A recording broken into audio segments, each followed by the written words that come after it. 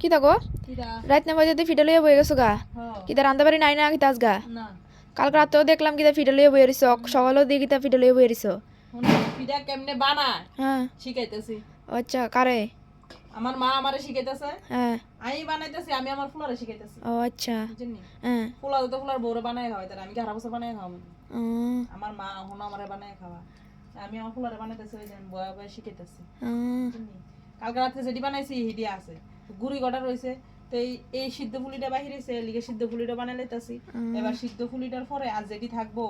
ED আবার এমন এমন এমন ছোট ছোট ফিটা বানাই সেটা খাইস বানাবো যিনি গুড়ি রোদ্রুতে রাখছি বাদ দিতাম না কিছু খামু তো এই শীতের সিজনে তো খামু 5 বছর বাসি মা মরে ঠিক আছে নি উনু খাইয়া লই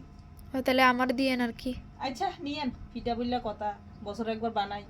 আবার না দিলে আবার আমার পেটের ব্যথা করবে এমনি আমার পেটের কন্ডিশন ভালো না আচ্ছা দিই খামু আচ্ছা ঠিক আছে